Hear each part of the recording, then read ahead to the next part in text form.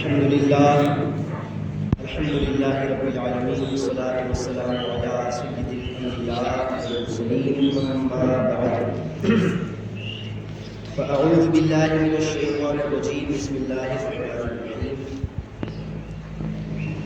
قل إن كانت لكم الدار الآخرة عند الله خالصة من دون الناس فتمنوا الموت إن كنتم صادقين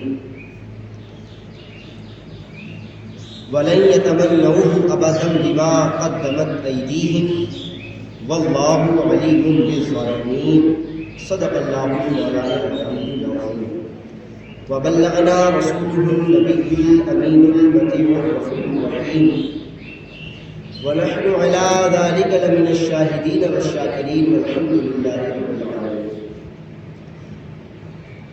رب اشرح لي صدري ويسر لي امري واحلل عقدة من لساني يفقهوا قولي رب يسر ولا تعسر وتمم بالخير ربي زدني علما حسبنا الله ونعم الوكيل نعم المولى ونعم النصير سبحان الله وبحمده سبحان الله العظيم وبحمده استغفر الله لی خمسۃ اخفی بها حر الوباء الحاتمہ المصطفیٰ والمرتضیٰ وابناہما والفاطمہ الہی بحق بنی فاطمہ کہ برقول ایما کنی خاتمہ اگر دعوتم رد کنی ورقبول درو دست دامان آل رسول گنج بخش فیض عالم مظہر نور خدا ناقصارا پیر کامل کاملارا رہنما غوث اعظم بمنے بے سرو ساما مدد قبلہ دی مدد کعبہ ایما مدد کتب و احادیث میں درود و سلام پڑھنے کے بے شمار فضائل و برکات بیان کیے گئے ہیں۔ اللہ کے رسول سرور کائنات فخر موجودات سیاح افلاک صلی اللہ تعالی علیہ وآلہ وسلم کا فرمان عالی شان ہے کہ جو بندہ مجھ پر ایک مرتبہ درود پاک پڑھتا ہے تو اللہ تعالیٰ اس پر 10 رحمتیں نازل فرماتا ہے۔ پھر حضور فرماتے ہیں کہ جو بندہ مجھ پر 10 مرتبہ درود پاک پڑھتا ہے تو اللہ تعالیٰ اس پر 100 رحمتیں نازل فرماتا ہے۔ پھر حضور فرماتے ہیں کہ جو بندہ مجھ پر 100 مرتبہ درود پاک پڑھتا ہے تو اللہ تعالیٰ ایسے بندے کی دونوں آنکھوں کے بیچ میں یہ بات لکھ دیتا ہے کہ یہ بندہ منافقت سے بھی آزاد ہو گیا ہے، جہنم کی آگ سے بھی آزاد ہو گیا ہے۔ تو پتہ چلا درود پاک پڑھنے سے 2 چیزوں سے آزادی ملتی ہے، ایک تو منافقت سے آزادی ملتی ہے اور دوسرا جہنم کی آگ سے آزادی ملتی ہے۔ اور منافقت سے آزادی ملنا ہی اصل میں جہنم سے آزادی ملنا ہے۔ یہ دونوں کو الگ الگ بیان کیا گیا پر ہے ایک ہی۔ منافق کسے کہتے ہیں؟ منافق وہی جو اوپر سے مسلمان دکھے اندر سے بدبودار کافر ہو، اسے کہتے ہیں منافق۔ کھلا ہوا کافر اتنا خطرناک نہیں ہے جتنا چھپا ہوا کافر خطرناک ہے، کیونکہ چھپا ہوا کافر آپ کے سامنے کہے گا میں تو تمہارا ہوں، لیکن اس کے دل میں یہ ہے کہ نہیں۔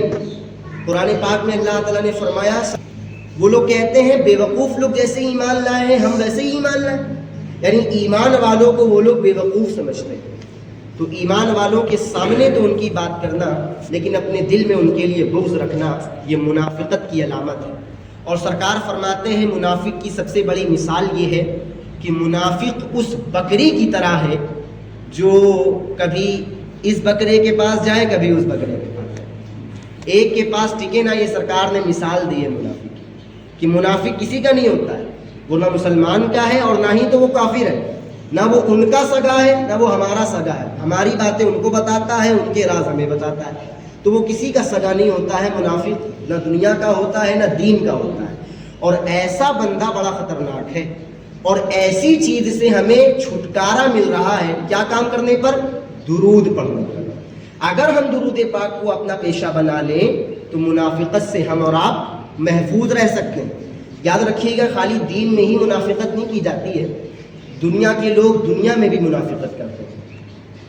باپ کے سامنے ماں کی منافقت اور ماں کے سامنے باپ کی منافقت، بھائی کے سامنے بہن کی منافقت، بہن کے سامنے بھائی کی منافقت۔ خالی دین ہی میں منافقت نہیں ہے، دنیا میں بھی ہے۔ اگر آپ نے باپ کے سامنے ماں کی برائی اور ماں کے سامنے باپ کی برائی کی، بھائی کے سامنے بہن کی برائی، بہن کے سامنے بھائی کی برائی کی، تو یہ بھی آپ منافقت والا کام کر رہے ہیں، آپ اس میں بھی آپ کو منافق ہی کہا جائے گا۔ تو لہٰذا اس چیز سے خود تو نہیں بچا جا سکتا ہے، ہاں اللہ جسے بچائے صرف وہی بچ سکتا ہے، ورنہ ہمارے اور آپ کے اندر طاقت نہیں ہے کہ ہم دنیا کے کسی بھی گناہ سے خود بچ جائیں۔ خود ہم گناہ سے پیچھے نہیں ہٹ سکتے ہیں جب تک ہمارا رب نہ چاہے۔ ہمیں اللہ کی بارگاہ میں دعا کرنی چاہیے کہ مولا تو مجھے اس گناہ سے بچنے کی توفیق عطا فرما۔ ہم اپنے دل میں کیا سوچتے ہیں کہ نہیں آج کے بعد سے میں یہ گناہ نہیں کروں گا، میں نہیں کروں گا۔ ہم یہ کہتے ہیں میں نہیں کروں گا، ارے یار ہم ہوتے کون ہیں کرنے اور نہ کرنے والے؟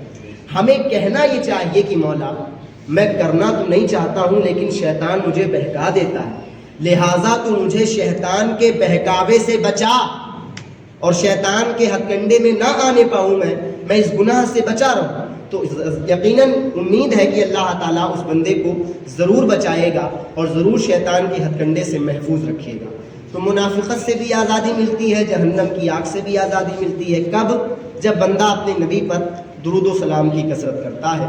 تو آئیے کچھ سننے اور سنانے سے قبل سرکار نامدار، مدینے کے تاجدار، دو عالم کے مالک و مختار، کالی کالی کملی میں چھپانے والے آقا، لمبے لمبے ہاتھوں سے بھیگ دینے والے آقا، شفاعت دلانے والے آقا، مغفرت کرانے والے آقا، جنت میں ساتھ لے جانے والے آقا، جہنم سے باہر نکلوانے والے آقا، جناب احمد مجتبیٰ محمد مصطفیٰ صلی اللہ تعالی علیہ وآلہ وسلم کی پیاری پیاری بارگاہ بےکس پناہ میں ایک بار پورا مجمع بڑے ہی ادب و احترام کے ساتھ بارگاہ رسالت میں درود پاک کا ہدیہ پیش کریں اور پڑھیں بآواز بلند اللہم صلی علی سیدنا و مولانا محمد معدن الجود والکرم وآلہ الکرام وابنہ الکریم وبارک وسلم صلاۃ و سلام علیک یا رسول اللہ دائما یا حبیب اللہ صلی اللہ تعالی علیہ وآلہ وسلم۔ پچھلے جمعے کو جو ہمارا درس ہے قرآن پاک کا، اس کی آیت نمبر 93 ہم نے اور آپ نے سنی۔ اب آیت نمبر 94 اور 95 دونوں آیتوں کو آج کور کرنا ہے، کیونکہ ان دونوں آیتوں کا ٹاپک ایک ہی ہے۔ تو 94 بھی آپ کو سننی ہے، 95 بھی سننی ہے۔ اللہ تعالیٰ ارشاد فرماتا ہے قل ان كانت لكم الدار الآخرة عند الله خالصة من دون الناس فتمنوا الموت ان كنتم صادقين۔ اللہ تعالیٰ نے فرمایا کہ اے میرے محبوب آپ فرمائیے ان لوگوں سے، کن سے؟ یہودیوں سے۔ آپ فرمائیے ان یہودیوں سے کہ اگر جنت تمہارے لیے خاص ہے، اگر تم یہ سمجھتے ہو کہ جنت میں صرف تم جاؤ گے، تو آپ ان سے کہیے نا کہ موت کی تمنا کرو، کیونکہ جب مرو گے تبھی تو جنت میں جاؤ گے، کوئی بنا مرے جنت میں نہیں جا نہیں سکتا۔ تو اگر تمہیں یہ لگتا ہے کہ جنت خالی تم جاؤ گے تو موت کی تمنا کرو نا۔ بھائی جنت میں کوئی دقت ہے؟ زور سے بولو، جنت میں کوئی پریشانی ہے؟ جنت میں کوئی دکھ ہے؟ جنت میں کسی طرح کی کوئی دقت پریشانی کا سامنا جنتیوں کو نہیں کرنا پڑے گا۔ لیکن دنیا میں اگر آسانی ہے تو پریشانی ہے، اگر سکھ ہے تو دکھ بھی ہے۔ اگر پلین روڈ ملے گی تو ظاہر سی بات ہے اوبڑ کھابڑ روڈ بھی ملے گی، یہ دنیا ہے۔ اگر تم یہ سمجھتے ہو کہ تم جنت میں صرف تم جاؤ گے تو تم دنیا میں رہ کر دنیا کے دکھ کیوں برداشت کر رہے ہو؟ موت کی تمنا کرو، موت کی دعا کرو تاکہ مر کر کے جنت میں پہنچ جاؤ۔ اگر تم سچے ہو، ان کنتم صادقین، اگر تم سچے ہو، اگر تم سچے ہو تو موت کی تمنا کرو۔ اور آگے فرمایا وَلَن يَتَمَنَّوْهُ أَبَدًا، فرمایا میرے محبوب یہ لوگ ہرگز موت کی تمنا نہیں کریں گے، یہ لوگ ہرگز موت کی تمنا نہیں کریں گے۔ وجہ یہ ہے کہ یہ خود جانتے ہیں نا کہ ہم نے ایسے ایسے کانڈ کر رکھے ہیں کہ مرنے کے بعد ہماری پیٹھ بھی توڑی جائے گی، پیٹ بھی توڑا جائے گا۔ انہیں خود پتا ہے کہ ہم نے ایسے ایسے کارنامے کر رکھے ہیں کہ بھیا جب تک نہیں مر رہے ہیں تبھی تک ٹھیک ہے، ورنہ مرنے کے بعد جو حال ہوگا وہ خالی، وہ کہتے ہیں نا قبر کا حال مردہ جانے، تو خالی انہی کو پتا ہوگا ان کے ساتھ کیا ہو رہا ہے، باقی اور کسی کو خبر نہیں ہوگی۔ تو فرمایا محبوب یہ بالکل موت کی تمنا نہیں کر سکتے ہیں. کیوں؟ اپنی بدعمالیوں کی وجہ سے. واللہ علیم بالظالمین، اور بے شک اللہ ظالموں کو خوب جانتا ہے. اللہ جانتا ہے کون ظالم ہے کون عالم ہے. اللہ جانتا ہے کون صابر ہے کون جابر ہے. اور صرف اللہ جانتا ہی نہیں ہے، بندوں کو جنوا بھی دیتا ہے کہ مجھے تو پتا ہے صابر کون ہے، جابر کون ہے، عالم کون ہے، ظالم کون ہے، لیکن تم بھی سمجھ لو دشت کربلا میں دو لشکر ہیں، ایک یزید کا ایک حسین کا، اور حسین جابر ہو کے نہیں مرے ہیں، اللہ کی بارگاہ میں صابر ہو کے مرے ہیں. اللہ کی بارگاہ میں صبر کرتے ہوئے انہوں نے اپنی جان کو قربان کیا ہے. تو اللہ ظالموں کو خوب جانتا ہے اور صبر کرنے والوں کو بھی اللہ خوب جانتا ہے. اب اس آیت میں اللہ تعالیٰ نے جو بیان فرمایا ہے، جیسا کہ آپ نے ابھی سنا کہ یہودیوں کا یہ دعویٰ تھا کہ جنت تو صرف ہماری ہے، جنت صرف ہماری ہے، جنت میں صرف ہم جائیں گے اور کوئی نہیں جا پائے گا. نہ عیسائی جائیں گے، نہ مسلمان جائیں گے، نہ نصارہ جائیں گے، کوئی اور قوم جنت میں نہیں جائے گی، فقط یہودی قوم جنت میں جائے گی. تو اللہ نے اس کا رد فرمایا تمہارے کہنے سے جنت تمہاری نہیں ہو جائے گی. جنت میں اگر جانا ہے تو اللہ اور اس کے رسول کی فرما برداری کرنی ہوگی. صرف اللہ کی فرما برداری نہیں، اللہ اور اس کے رسول دونوں کی فرما برداری. فقط اللہ اللہ کرنے سے اللہ نہ ملے. اللہ والے ہیں جو اللہ سے ملا دیتے ہیں. کوئی اللہ اللہ کا جاپ کرے، اللہ اللہ زندگی کہتا رہے، خدا نہیں مل سکتا جب تک وہ اللہ کے ساتھ مصطفیٰ کا نام لے. اگر کوئی زندگی بھر پیدا ہونے سے لے کر کے قبر میں اترنے تک کوئی کہتا رہے لا الہ الا اللہ، لا الہ الا اللہ، لا الہ الا اللہ، مسلمان نہیں ہوگا. مسلمان نہیں ہو سکتا ہے جب تک محمد رسول اللہ نہ کہے. جب تک وہ اپنی زبان سے محمد رسول اللہ نہیں لے آئے گا زبان پر، اس وقت تک وہ مسلمان اور ایمان والا نہیں ہو سکتا ہے. فقط اللہ کا نام لینے سے ایمان نہیں دل میں آتا ہے، مصطفیٰ کا نام لینے سے ایمان دل میں پیوست ہو جاتا ہے.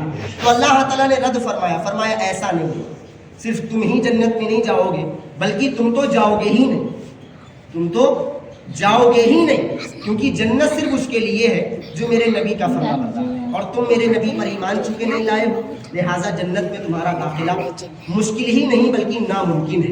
اچھا، اب اس آیت میں اللہ تعالیٰ نے موت کی تمنا کا بیان کیا، موت کی خواہش، موت کی آرزو. اللہ نے فرمایا اگر تمہیں یہ لگتا ہے کہ جنت تمہارے باپ کی ہے تو موت کی تمنا کرو نا، موت کی تمنا کرو، مرو جنت میں جاؤ. مہاتما گاندھی نے 1942 میں کہا تھا ڈو اور ڈائی، ڈو اور ڈائی، کہا تھا کرو یا مرو، کرو یا مرو. تو اب یہودیوں پر یہ بات فٹ بیٹھ رہی ہے کہ اگر جنت تمہاری ہے تو تمنا کرو. اور صرف یہودیوں پر نہیں بلکہ مسلمانوں کے جو لوگ یہ سمجھتے ہیں کہ خرافات کرنے کے باوجود بھی، نماز قضا کرنے کے باوجود بھی، دین کو بیچنے کے باوجود بھی جنت ہمارے باپ کی ہے، جنت خواجہ صاحب لے جائیں گے، جنت غوث پاک لے جائیں گے، جنت صابر کریل لے جائیں گے، تو ان کا بھی یہ دعویٰ جھوٹا ہے، ان کا بھی یہ دعویٰ جھوٹا ہے.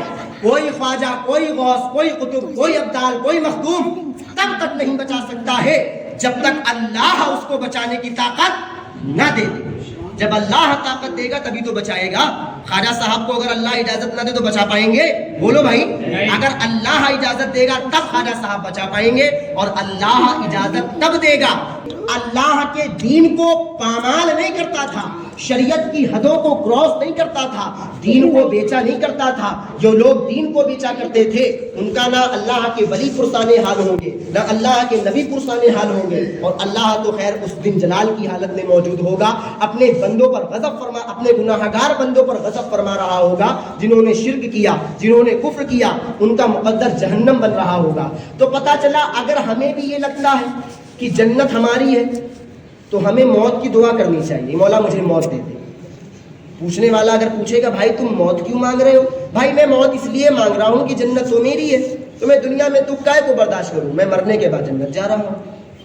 اور مان لو تم نے موت کی تمنا کر لی اور دعا قبول ہو گئی اور تم مر گئے، اور تم نے یہ سوچا کہ اب مرنے کے بعد تو جنت ٹھکانا، لیکن جیسے ہی مرنے کے بعد تم قبر میں پہنچے تو فرشتوں نے لاٹھی چلانا شروع کر دیا، فرشتوں نے مارنا شروع کر دیا. اب تم کنفیوز ہیں یہ کیا ہوا؟ دنیا میں تو میں کہہ رہا تھا جنت میری ہے، یہاں تو مجھ پر عذاب چل رہا ہے. تو عذاب کیوں چل رہا ہے؟ تمہاری بدعمالیوں کی وجہ سے، تمہارے بدعقیدوں کی وجہ سے. قبر میں اعمال بچاتے ہیں، اللہ کی رحمت بچاتی ہے. اگر تم نے اللہ کی رحمت پہ یقین رکھا ہوتا، اپنے اعمال پہ یقین رکھا ہوتا اور اعمال اچھے کیے ہوتے تو آج قبر تمہاری جنت کا باغ بنی ہوتی، جنت کی ٹھنڈی ہوائیں چل رہی ہوتی. تو لہٰذا موت کی جو تمنا ہے یہ تو کرنی ہی نہیں چاہیے. موت کی تمنا کرنی ہی نہیں چاہیے.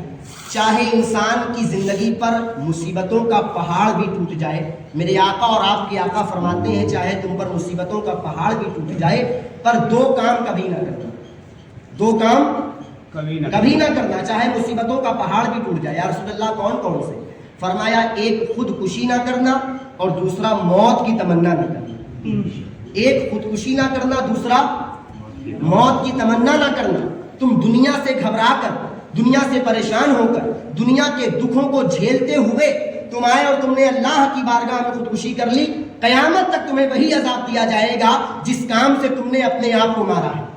جس کام سے تم نے اپنے آپ کی جان لی ہے قیامت تک تمہارا وہی عذاب بن جائے گا. اور دوسرا کام، تم اپنے لیے کبھی موت کی تمنا نہ کرنا. دنیا سے تھک ہار کے آؤ اور کہہ دو مولا تو مجھے اٹھا لے. لوگ بولتے ہیں نا ایسے، بہت سے لوگ بولتے ہیں مولا تو مجھے اٹھا لے، اللہ تو مجھے اٹھا لے، تو مجھے موت دے دے. ارے یار امام حسین سے زیادہ مصیبت آ گئی ہے کیا؟ حسین سے زیادہ مصیبت زدہ ہو گئے ہو کیا؟ امام حسین کی آنکھوں کے سامنے کیا کیا ہوا بتانے کی ضرورت نہیں ہے، بچہ بچہ جانتا ہے. پر اس حسین نے کبھی بھی زبان پر ناشکری کی الفاظوں کو نہیں لایا بلکہ ہمہ وقت اللہ کا شکر ادا کیا.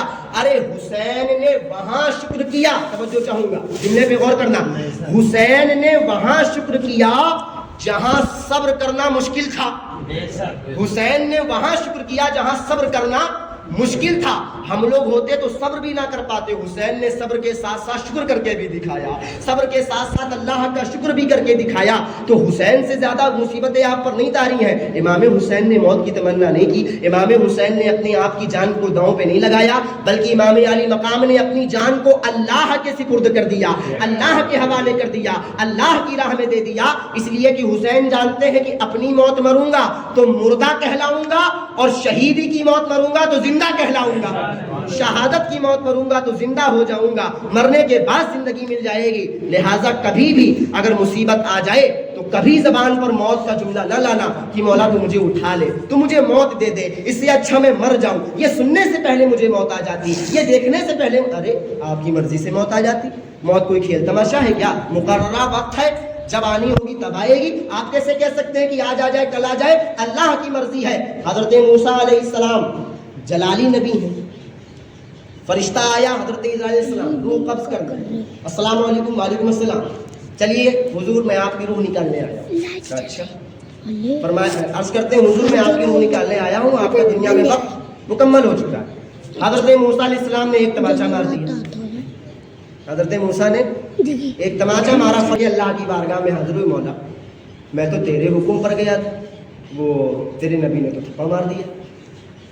جلالی ہیں وہ. اللہ نے فرمایا ٹھیک ہے آپ ان کے پاس جائیے اور جا کر کے کہیے کہ جانور کی پشت پر ہاتھ رکھیں، جتنے بال ان کے ہاتھ کے نیچے آئیں گے اتنے سال ان کی عمر بڑھا دی جائے گی. حضرت اسرائیل واپس آئے کہ اللہ نے حکم دیا ہے کہ جانور کی پیٹھ پر ہاتھ پھیریے، جتنے بال آپ کے ہاتھ کے نیچے آئیں گے اتنے سال آپ کی عمر بڑھا دی جائے. حضرت موسیٰ نے پوچھا اچھا عمر بڑھا دی جائے گی اتنے سال، پھر اس کے بعد کیا ہوگا؟ کہ حضور جب وقت مکمل ہو جائے گا تو میں پھر آؤں گا آپ کو لینے، جب وقت پورا ہو جائے گا تو پھر آؤں گا آپ کو لینے. تو حضرت موسیٰ نے مسکراتے ہوئے کہا چلو ٹھیک ہے، جب آخر جانا ہی ہے تو پھر آج ہی لے چلو، جب جانا ہی ہے تو آج ہی لے چلو. آخر 50 بال اگر آ گئے، 100 بال آ گئے، 1000 بال آ گئے تو 1000 سال عمر بڑھ جائے تو 1000 سال کے بعد تو پھر بھی مرنا ہی ہے نا. تو جیسے 1000 سال کے بعد مرنا ہے ایسے ہی آج ہی مجھے لے چلو، ایسے ہی آج ہی میری روح قبض کر لو. تو موت کی تمنا زبان سے نہیں ہونی چاہیے، لیکن ہاں موت کا ڈر بھی ہمارے دل میں نہیں ہونا چاہیے. دو باتیں، پہلی بات موت کی تمنا نہ کرو کہ اللہ مجھے موت دے دے چاہے کتنی بھی مصیبت آ جائے. ابھی یہ حدیث پاک مکمل نہیں، پہلے اس کو مکمل کر لیتے ہیں پھر آگے بڑھتے ہیں. سرکار فرماتے ہیں موت کی تمنا نہ کرو چاہے کتنی بھی دکھ آئے. آگے حضور فرماتے ہیں کہ اگر کبھی تمہارے اوپر ایسی پوزیشن آ جائے, ایسی کنڈیشن آ جائے, ایسی سچویشن آ جائے کہ تمہارے لیے موت کے علاوہ کوئی چارہ نہ ہو. موت کے علاوہ کوئی چارہ ہوتا ہے زندگیوں میں, ایسا بھی ہوتا ہے کہ ایک موڑ ایسا بھی آتا ہے زندگی میں کہ انسان کو مرنے کے علاوہ کچھ سجھاؤ ہی نہیں پڑتا ہے, کچھ دکھائی نہیں پڑتا, وہ سوچتا ہے کہ میں مر ہی جاؤں. سرکار فرماتے ہیں کہ اگر تمہاری زندگی میں کوئی ایسا موقع آ جائے کہ موت کے علاوہ تمہارے پاس کوئی چارہ نہ ہو, تو میرے آقا فرماتے ہیں اگر تمہیں موت کے علاوہ کوئی چارہ نہ بھی ہو تو تم ایسے کہو, کیا مولا جب تک میرے لیے زندہ رہنا بہتر ہے مجھے زندہ رکھ, اور جب میرے لیے دنیا سے چلے جانا بہتر ہے تو مجھے موت عطا فرما, تو مجھے موت عطا فرما. اگر تمہیں موت کی تمنا کرنی بھی ہے تو اس طرح سے کرو. کس طرح سے؟ کہ مولا جب تک میرا زندہ رہنا بہتر ہے تب تک مجھے زندہ رکھ, اور جب میرا دنیا سے چلے جانا بہتر ہے تو مجھے دنیا سے لے جا, مجھے دنیا سے اٹھا لے, مجھے موت دے دے. اس طرح سے اگر آپ کہیں گے تو یہ قبولیت کا اگر وقت نہیں بھی ہوگا تو بھی قبول نہیں ہوگا. سرکار نے فرمایا موت کی تمنا نہ کرو. 24 گھنٹے میں ایک ٹائم ایسا ہوتا ہے کہ وہ قبولیت کا وقت ہوتا ہے, اور تمہیں نہیں پتا ہے کہ کون سا وہ قبولیت کا وقت ہے. صبح تہجد سے لے کر کے رات عشاء تک تم نہیں جانتے ہو کہ قبولیت کا کون سا وقت ہے, اور پتہ نہیں تم کون سے وقت یہ کہہ رہے ہو مولا مجھے موت دے دے, اور مان لو وہ قبولیت کا وقت ہوا تو واقعی میں تمہیں موت آ جائے گی. اگر وہ قبولیت کا وقت ہوا تو واقعی میں تمہیں موت آ جائے گی. اسی لیے موت کی تمنا نہ کرو, بلکہ کہو مولا جب تک میرے لیے زندہ رہنا بہتر ہے مجھے زندہ رکھ, اور جب میرے لیے موت بہتر ہے تو مجھے موت عطا فرما. یہ ہو گئی موت کی تمنا نہ کرنا. پہلی چیز, پہلی بات موت کی تمنا نہیں کرنی. لیکن دوسری چیز موت سے ڈرنا بھی نہیں. موت سے ڈرنا بھی نہیں. لوگ موت سے ڈرتے ہیں, اور موت سے جانتے ہیں کون ڈرتا ہے؟ موت سے وہ ڈرتا ہے جس کو یہ پتا ہوتا ہے کہ مرنے کے بعد مجھے سزا ملے گی, مرنے کے بعد مجھے سزا ملے گی.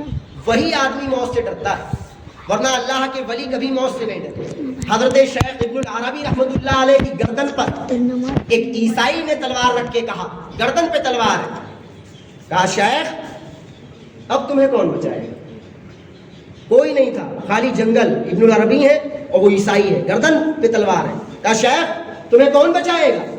حضرت ابن العربی نے جواب دیا اللہ ہی بچائے گا, اور کون بچائے گا. کیا جواب دیا؟ اللہ ہی بچائے گا, اور کون بچائے گا. اتنا کہنا تھا کہ دور سے ایک سپاہی نے تیر مارا, وہ تیر اس عیسائی کے ہاتھ میں پیوست ہوا. پتا چلا اگر اللہ بچانے پر آ جائے تو گردن پہ رکھی ہوئی تلوار بھی اثر نہ کرے, اگر اللہ بچانے پر آ جائے تو گردن پہ رکھی ہوئی تلوار بھی اثر نہ کرے, اور اگر اللہ مارنے پر آ جائے تو ایک مچھر کے پر سے بھی موت عطا فرما دے, ایک مچھر کے پر سے بھی اللہ موت دے دے. یہ اللہ کی مرضی ہے. موت سے ڈرنا نہیں ہے, اور موت سے خاموش ہو جاؤ بیٹا, خاموش ہو جاؤ.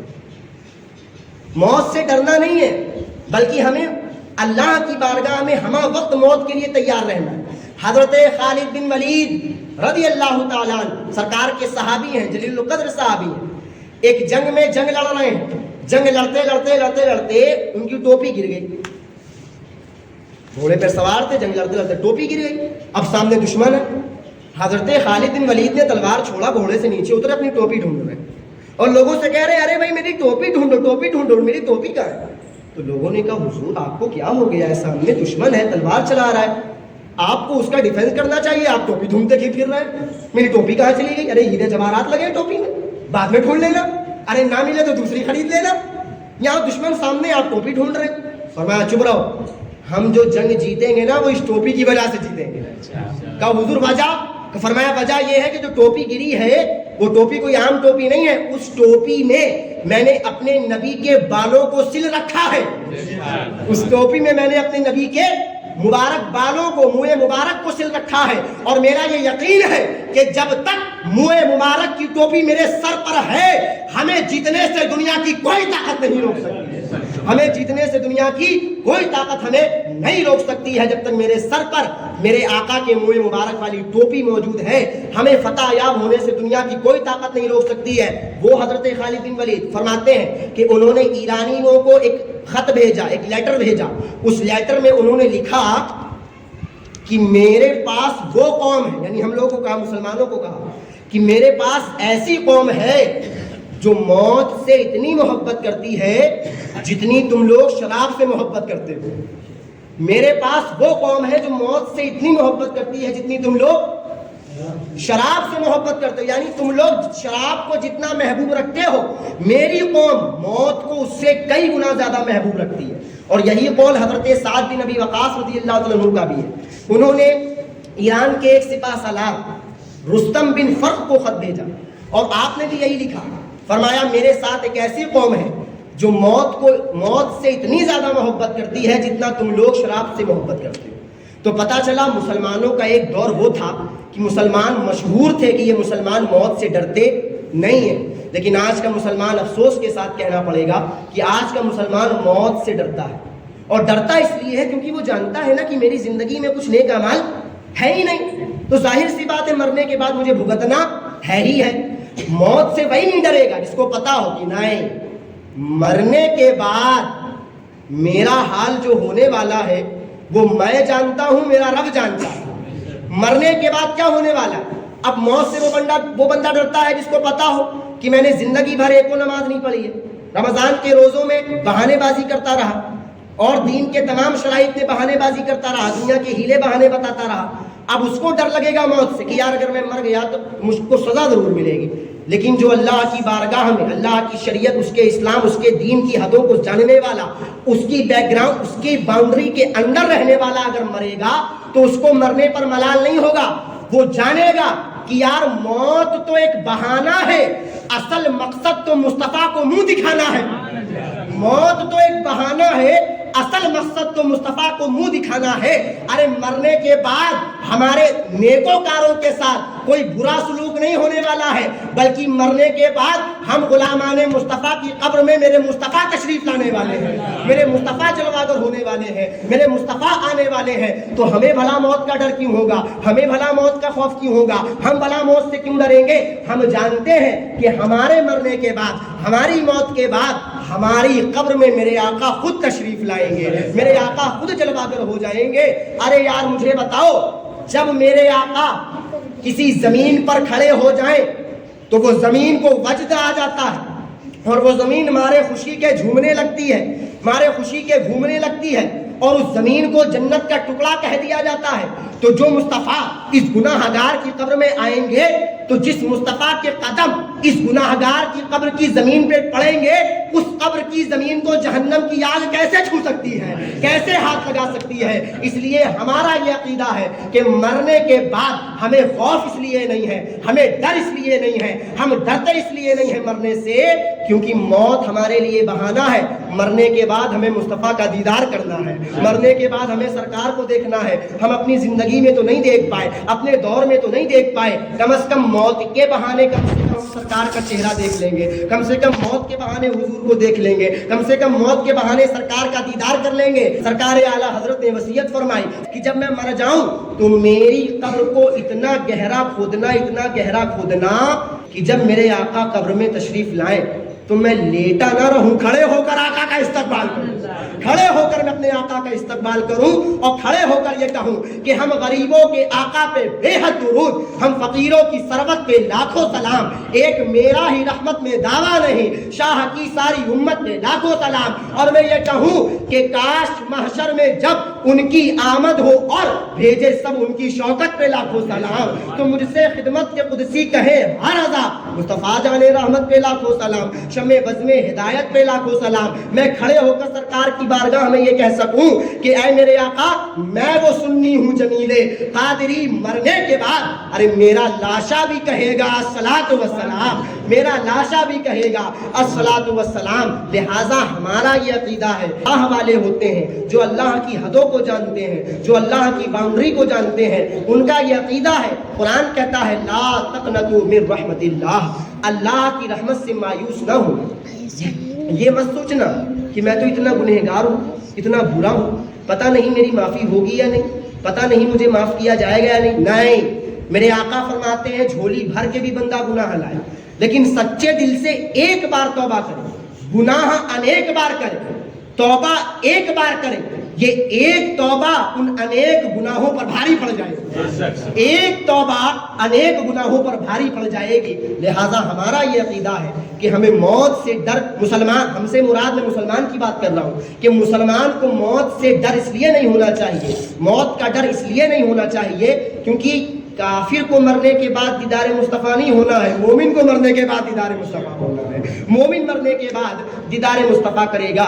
لہٰذا شاعر نے اس بات کو بڑے ہی پیارے انداز میں بیان کیا ہے، کہتے ہیں آپ کی طلعت کو دیکھا جان دی، ہاں جان دی، آپ کی طلعت کو دیکھا جان دی، ہاں جان دی، اور قبر میں پہنچا تو دیکھا، قبر میں پہنچا تو دیکھا، کیا آپ ہیں بس آپ ہیں، قبر میں پہنچا تو دیکھا، قبر میں پہنچا تو دیکھا، آپ ہیں بس آپ ہیں۔ اور دوسرے شاعر اسی بات کو بڑے پیارے انداز میں بیان کرتے ہیں، کہتے ہیں کرتے ہیں احترام ہم جنازے کا اس لیے، کرتے ہیں احترام ہم جنازے کا اس لیے، کیونکہ وہ جا رہا ہے دیکھنے چہرہ رسول کا، وہ جا رہا ہے دیکھنے چہرہ رسول کا، وہ جا رہا ہے دیکھنے چہرہ، ہم جا رہے ہیں دیکھنے چہرہ رسول کا، ہم جا رہے ہیں دیکھنے چہرہ رسول کا۔ اس لیے مسلمانوں موت سے نہ ڈرو، اور موت سے وہی نہیں ڈرے گا جو اللہ کی بارگاہ میں اللہ کے دین کو سمجھنے والا ہوگا۔ جو اللہ کے دین کو نہیں سمجھے گا ظاہر ہے کہ وہ موت سے ڈرے گا۔ لہٰذا موت سے ہم کب نہیں ڈریں گے؟ جب اللہ اور اس کی رسول کی فرما برداری کریں گے۔